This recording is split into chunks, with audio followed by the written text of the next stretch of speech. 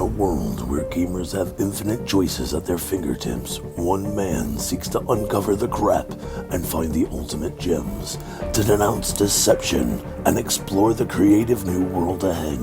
His name is Josh, and Josh Plays. Hey everybody, welcome back to a new episode of Josh Plays. It's been a little bit.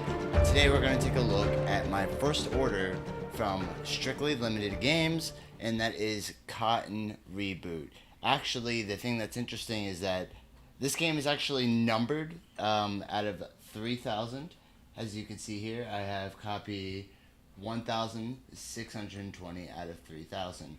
This was something that they actually had for a pre-order on the website. You had to get it directly through them, and it actually shipped internationally and came to me. If you're unfamiliar with Cotton, it actually is, it's been around for a while. It started off on, I believe, the Sega Master System, worked its way up to the Saturn and so forth, and it's kind of developed a cult following. It was dropped July 21st. On PlayStation 4 and the Nintendo Switch. So I thought we would take a look at that. Those who do not know, you may see my other cat in the background. His name is Ling. He is my new cat. I just recently adopted him. He needed a home, as my previous cat, Barry, you may have seen him in other videos, had recently passed away from cancer. Rest in peace, Barry. I will always love you. Anyways, I figured we can take a look at Cotton, because I think this game's pretty cool, and if you've never seen it, this is your opportunity to take a quick look. If you haven't already, like, share, comment, and subscribe, guys, please. It helps a lot. Anyways, let's jump right in. Ooh, I hope everyone is doing well. I'm actually filming this on Labor Day, so we got that, and yeah, it's just a kind of a quiet day. And I figured I would do a Let's Play. Ooh, let me go ahead and take care of that, huh? Okay. So yeah, I've always liked the Cotton games. I believe if you look back all the way on my video that I did for, was it Blazing Star? For the Neo Geo, I was hoping to play Cotton that day, then I realized I didn't have it on my EverDrive. So we'll go ahead and just do regular mode.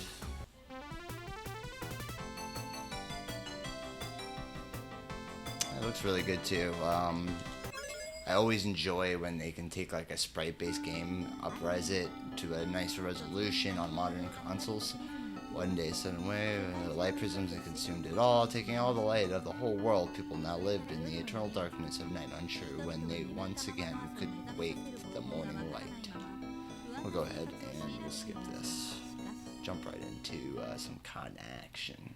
If you aren't familiar, it's kind of a cute 'em up where the main protagonist is this little girl. In fact, you may have seen her if you've ever, well, wait, maybe I'm thinking of the wrong person. Maybe I thought she may have been the Marvel vs. Capcom 2 series as one of the extras side assist characters, but I'm wrong. This is Konami. So yeah, this is Cotton. Oop. Sorry, I'm using the Switch Pro remote, so I'm getting used to the remote controls for this. There's my special, and then I think I have a dragon one. Let me see. I'll do that when more enemies are on the screen. I had the chance to see Shang Chi, guys, and if you haven't, it's pretty great. I enjoyed the hell out of it. A little fun fact about Shang Chi: the guy who did the choreography for the film, which is excellent, by the way, some really good martial arts stuff. So if I can get my special here, some really good martial arts choreography going on, and turns out it was Jackie Chan's personal choreographer, not to mention the guy who did the choreography for The Matrix. Sadly, he passed away after filming this film, making Shang Chi his very final project he would ever do the fight choreography for. So that alone, you know, go see it. It's excellent, and it's a very refreshing new Marvel film.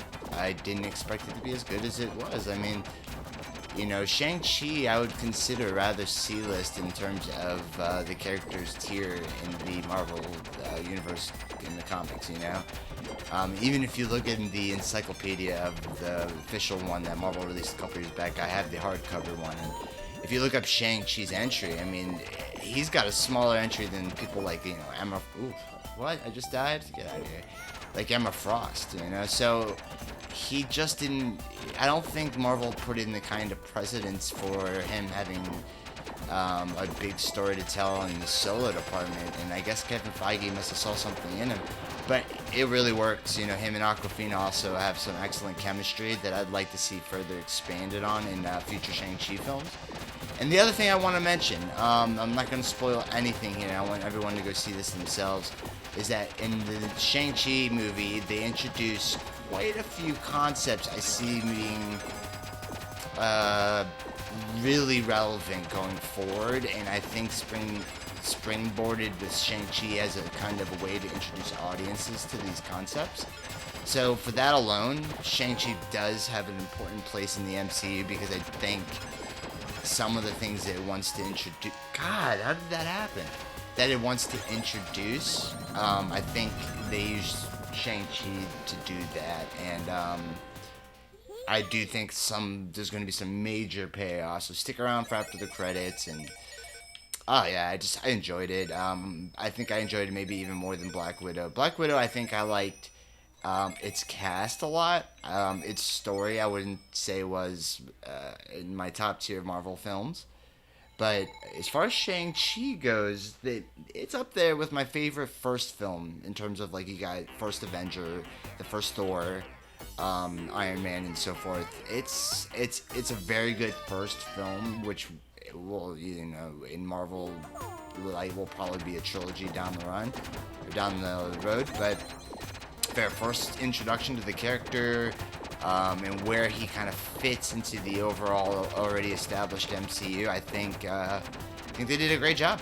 You know, a lot of unknown audiences to the character will probably like him, and I think they made him very likable, and I think they picked a great up-and-coming Asian actor who performed very well. So, that's all I'm going to say about Shang-Chi. Go see it. I believe it's in theaters exclusively until October. Then I believe it goes to Disney Plus sometime in mid-October. Go see it. Enjoy it. Unfortunately, since today's Labor Day, and when I'm filming this on the 6th, yesterday was the last day Suicide Squad was on HBO Max, so I made a point to check it out one last time before they take it off the streaming service for a while. I love that. I love Suicide Squad, and I think with each new time I've enjoyed watching it, I may have enjoyed it more and more. John Cena just kills, and I love the whole thing. And I think every time I watch it too, I realize more and more how much I enjoy how James Gunn began that film with the first version of the squad getting killed off on the beaches during the invasion in the beginning. God, what a ballsy, fun, and off-the-walls intros choice from James Gunn. I appreciated the whole thing, so yeah, I caught it again, so, in case you missed out, yesterday was your last day. I think it was September 5th, HBO Max removed it from the service. Anyways, this is Cotton, guys. It's kind of cool. I can't wait to show you some of the further processes as we get further along. I'm trying to build up my arsenal here. Not a lot of crystals been dropped. If you haven't, I hope you guys had a chance to see my interview with Robbie Lakeman. He is the world record holder in competitive retro gaming Donkey Kong on the original arcade machine. He is certified by Twin Galaxies, the official scorekeepers for retro gaming and most gaming periods, speedruns, etc. And he is also widely considered or recognized by the Guinness World Records for being the top in the country and in the world, period. That interview was a lot of fun. We kind of celebrated, had some drinks with Robbie that night. He and I have become friends over the period of time I've known him, and just an excellent personality. He's a unique character, but a very kind soul, and very fortunate that I knew the right people to get in touch with Robbie, get to interview the guy. It was a lot of fun. And I love Glitch. If you're ever in Florida, go to Fort Lauderdale, support Glitch Bar. They are doing some really cool stuff. One of the best barcades, if not the best in the Florida area. Go check them out. And also, go on our channel if you want to see what they look like. If you want a little tour of the joint. Although it's better, you know, at this point, since we did that video. But go on our Retro Gaming Landmarks playlist. You'll see we did cover Glitch Bar. Such a great place. Such a great place. Tea time. Let's get our tea. What a weird after thing. One thing you'll notice though about Cotton, I guess by modern day shooter standards,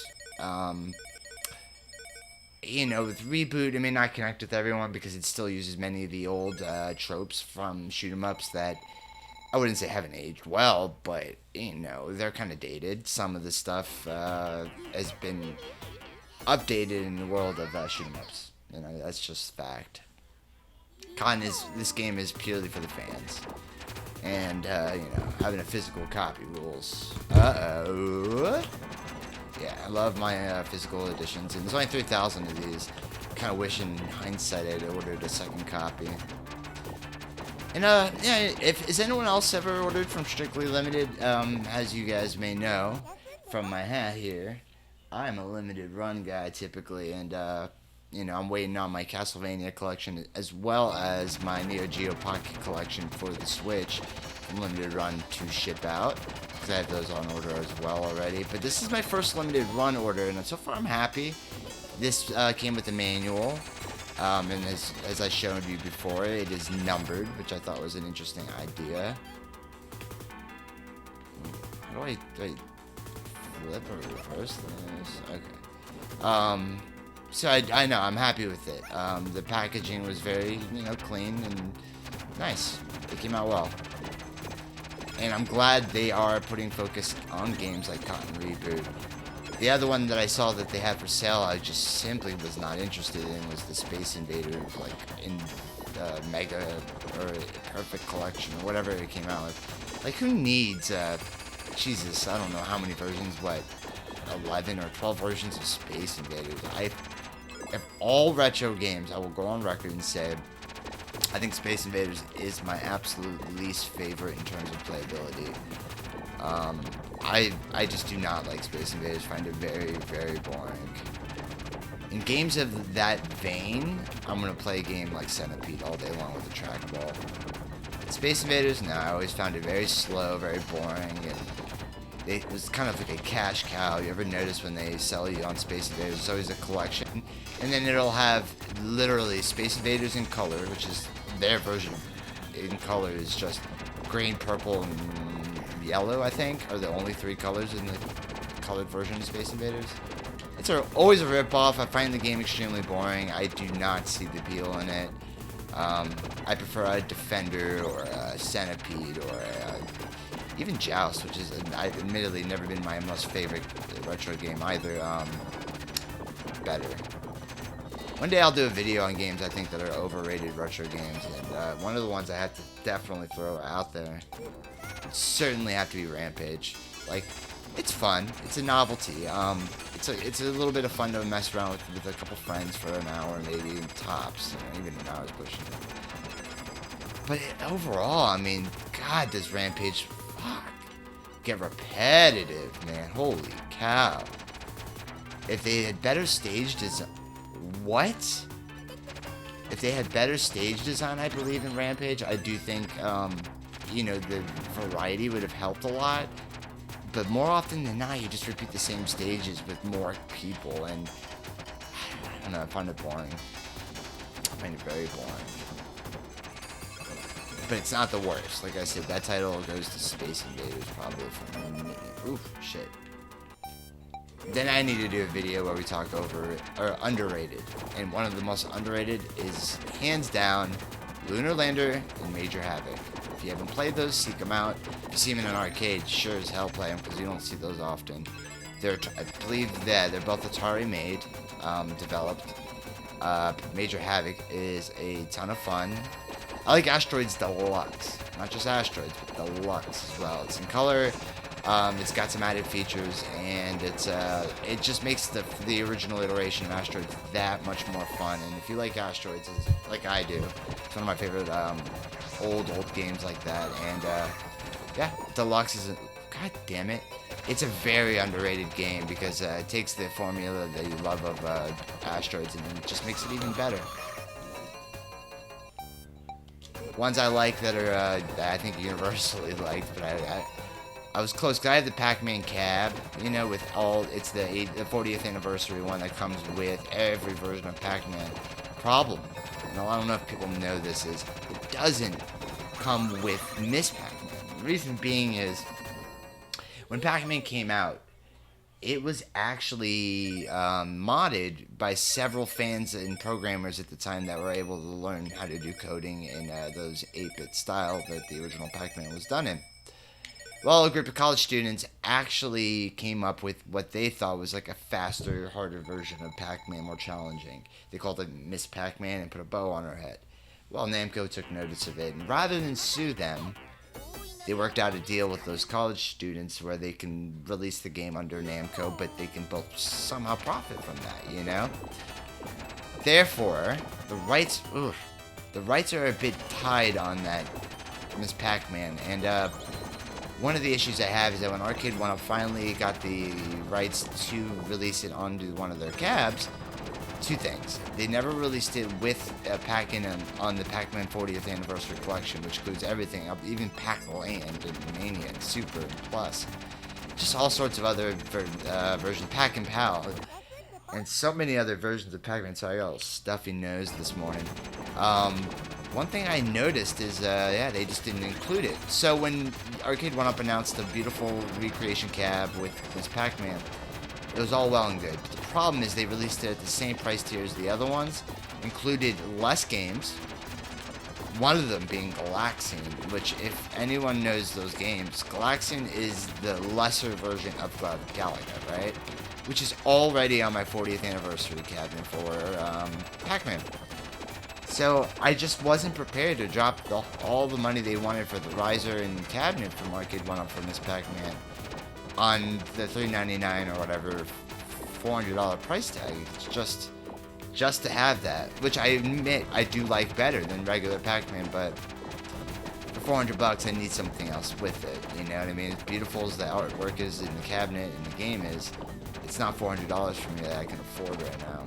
So I went with the 40th anniversary wood grain classic cabinet, which has Galaga as well as Pac-Man, as well as all the other iterations just known as Pac-Man. So I'm hoping down the line maybe I'll run into a cheap countercade. I don't know if you guys have seen the countercades. That's, Jesus Christ, those spinning things are killing me. The countercades, they do have one for Miss Pac-Man, and they are far more affordable, and really, I just want one with an arcade-accurate ROM of... the arcade ROM of Miss Pac-Man. It's a classic, I'm sorry, that's just one of my all-time favorites, and it's just, yeah, it's hard to get a good arcade ROM of that because of the rights entanglement that Namco has with the people that own it, with them, co-own it, I should say. Yeah, just a little fun fact, it's, oh my god, Miss Pac-Man boils down to being a sort of fan fiction made game. It's a fan port. It's like essentially what that Sonic team that developed Mania did when they made a Sonic game, and Sega said, you know what, we'll release it as an official Sonic game. That's just a fan game. Someone said, let's make a traditional old school Sonic game and modernize it. Sega wasn't doing it, they were just releasing 3D Sonics.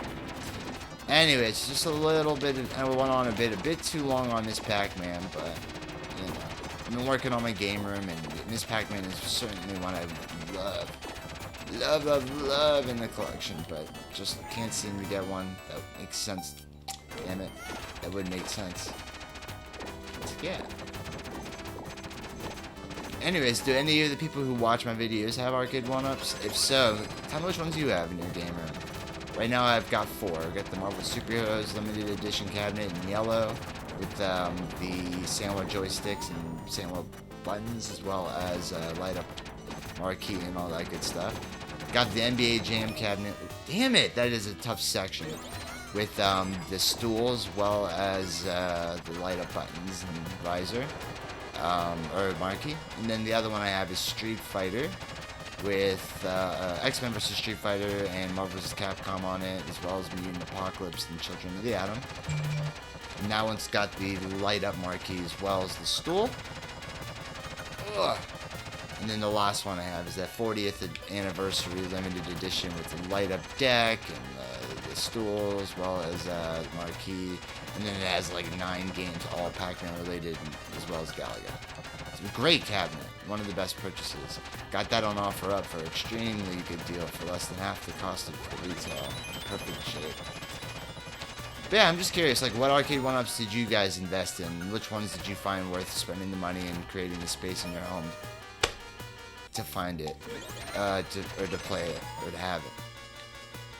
Also, if you have any other countercades like I just mentioned, I've never had a chance to sit with one.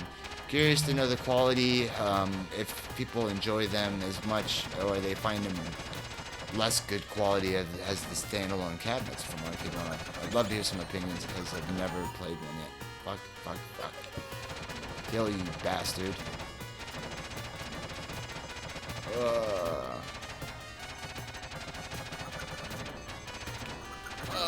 him.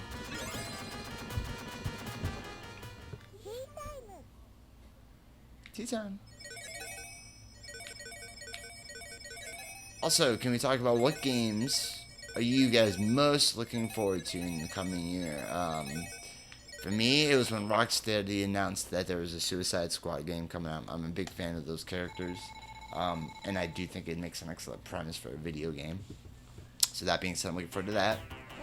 I'm also looking forward to the next Final Fantasy. I'm hoping by the time the next installment comes out in the standalone series for Final Fantasy, I will at that point have maybe purchase the PS5 and we can do some streaming on there. In fact, yeah, if there's a game that's going to get me to buy a PS5, it's certainly likely going to be Final Fantasy's newest installment. Easily. I have to look up. My God, I'll have to look up more. What's the word?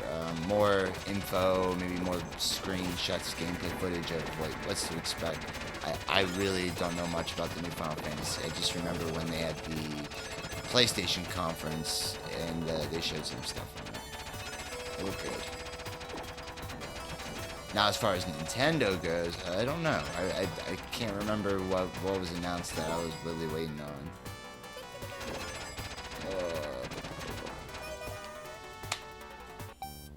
What else? Oh, and I just got a Skyward Sword. So I do, oh my God, I do want to find some time to get around to playing that. And then the other one was like, Jesus Christ, it's so filled with people. That, I gotta restart that part. That I do want to also get around to doing Snap. Pokemon Snap, I have too. And I just haven't gotten the chance to really sit and devour it. My son's played it quite a bit. He likes it a lot. And maybe I'll do a Let's Play on that, because I thought it'd be fun to explore, maybe show some of the footage from that. If you haven't seen it yet, enjoy watching news that I make.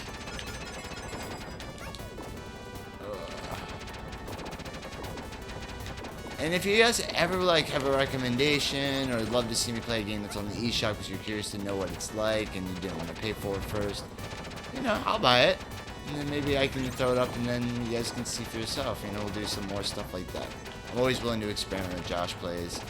This is always done just to keep the spirit of gaming on the channel after me and Sean were doing the videos together for so long. I liked them. I liked capturing footage and showing off some fun gems that you may not have heard of or have some cool gameplay. It maybe isn't available online as often. I don't see a lot of Let's Plays for Cotton Reboot, but it is, fairly new.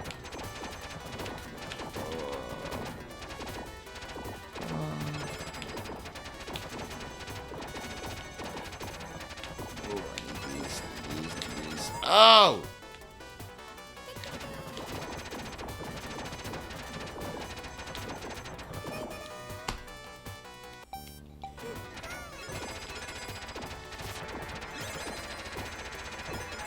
Oh my god, this is like literally, I need to use this right now.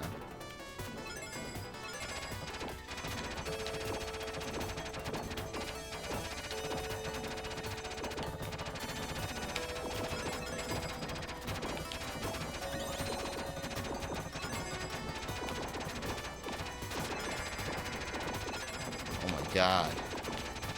They do put a lot of enemies on screen at once here. And luckily, a lot of power-ups though too, so I gotta keep them up. Yeah. Oh, I missed it. I don't know if you guys saw that. That's some bullshit. Oh, and also I want to mention we will be at Freeplay Florida, Florida fans. That will be November 19th through the 21st. We will be staying in Orlando for the event. So come say hi if you're watching this channel and happen to be in Florida and happen to like Freeplay Florida. We will be there. Me and Sean, the co-host of the Variant Verdict, as well as Variant Plays, will be out there. And our obviously Retro Gaming Landmarks host as well. Oh, and Nathan Barnett, who's on America's Got Talent recently, as Keith Apicary. He will also likely be there, and we'll probably do something with him again. And if you just want to meet him, say hi, congratulate him for his hard work on America's Got Talent. You can do that as well. Oh my god.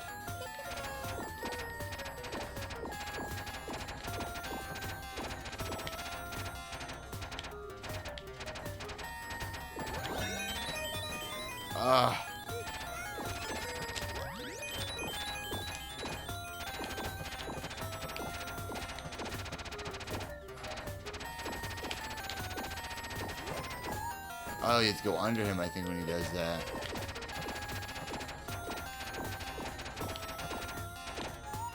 Oh my god, it's gonna give me a continue that.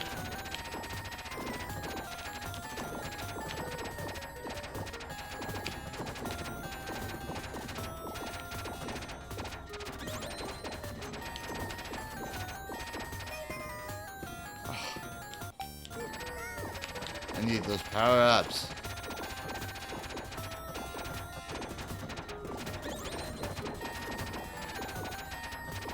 Oh, you bastard. Homing missiles.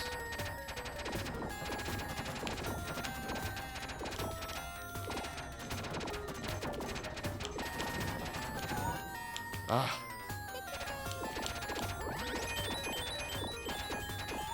Oh my god, I need some of the power-ups he's dropping. They're all going right behind him. Jesus Christ! Frustrating as hell. He's a bitch. There's no power-ups. They all go right behind him. Like, how do they expect you to do anything with that?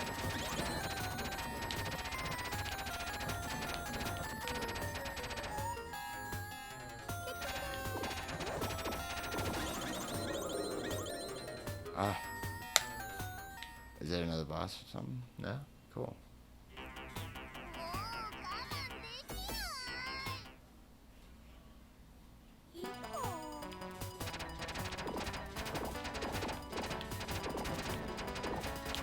Alright.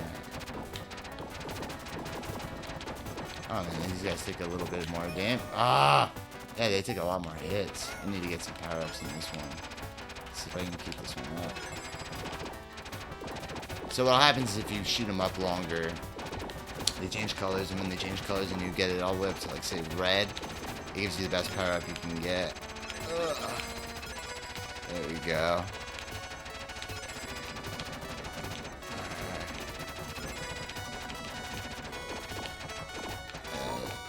Enemies on screen by stage 6, as you can tell, starts to get a little overcrowded.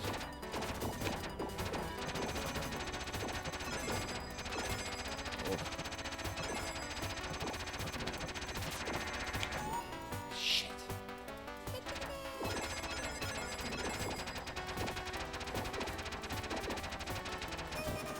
Jesus, what is the deal with, like, things that shoot ring projected things like that? The rings, they get you.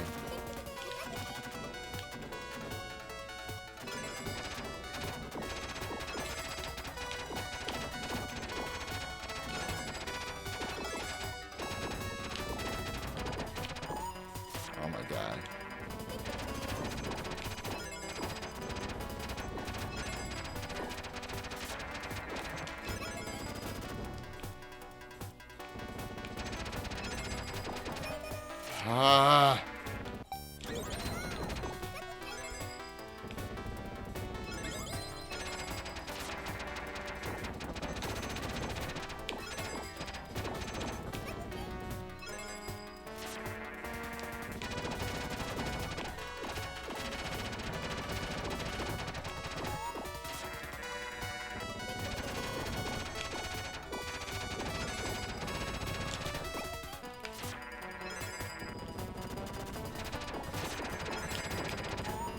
God, they have a lot of health.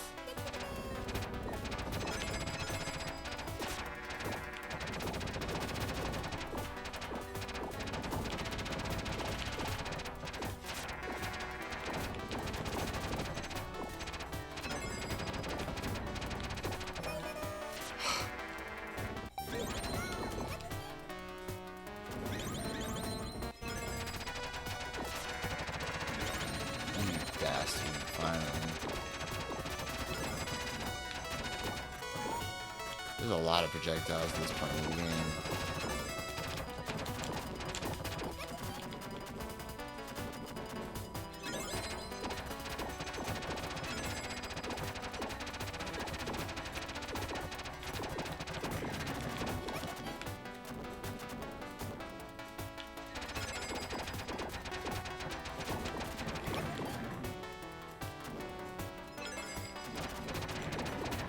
Why do you have to use these to keep like these enemies at bay?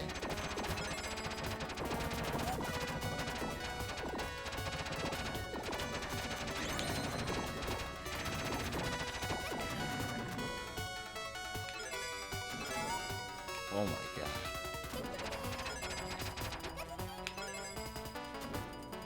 That was my last one. Maybe that. Alright, one more.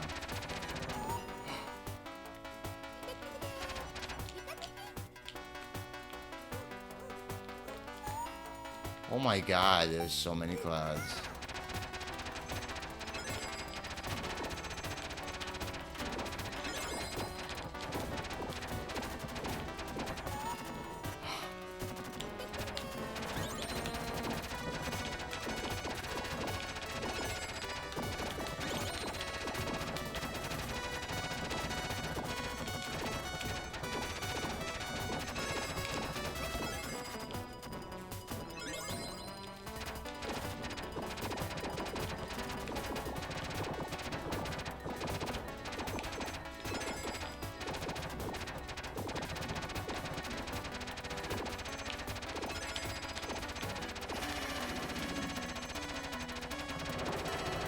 Oh my god.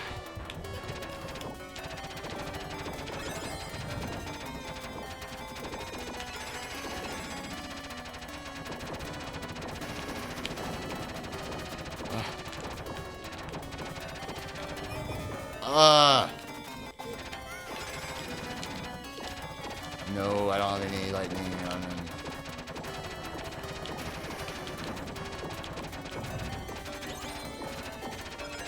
Thank you.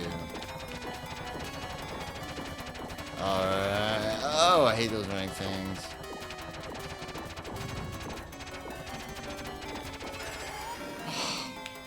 Bullshit.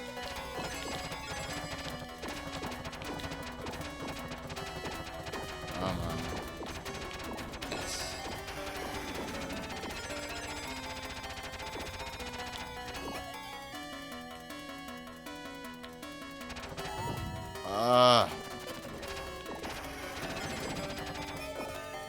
Right next to me, huh? Beat you, you fuck. Tea time, let's get that tea, my homies. Boom, boom, boom, boom, boom, boom, boom, boom, boom. Boom, boom, boom. Oh, oh, oh, oh, oh, oh. Okay. That's that.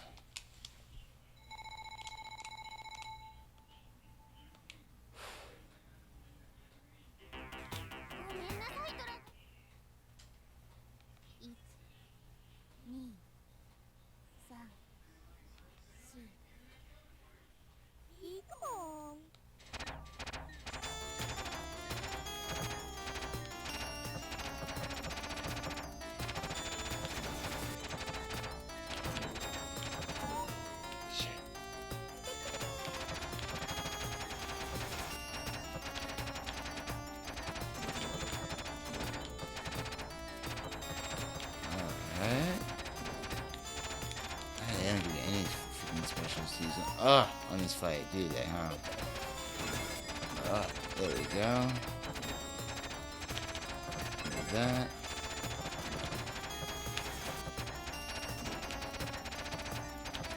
Shit. Jesus, they spawn are like on you. Bullshit.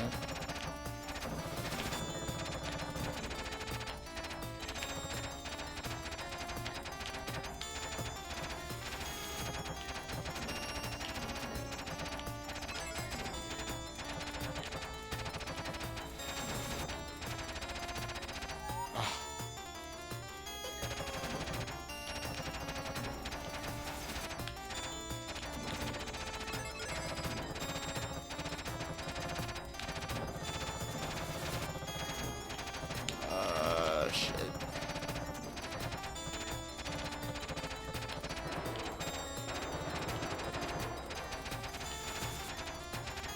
Gotta watch where she spawns, boy.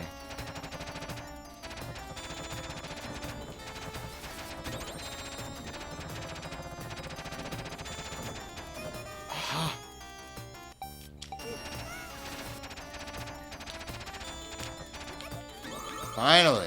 It gives me a freaking lightning. Took long enough.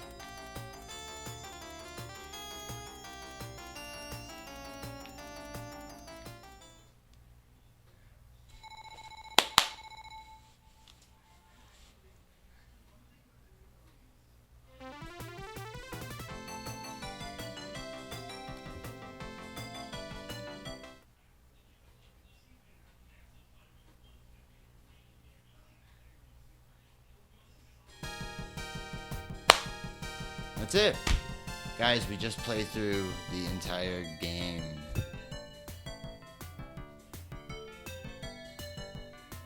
I hope that gives you a good look at it.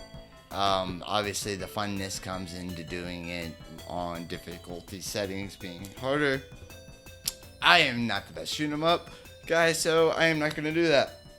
I'm glad that you gave this a watch. If you haven't already, again, like, share, comment, and subscribe. I hope I will see you again on the next one. And I appreciate you watching. See you soon.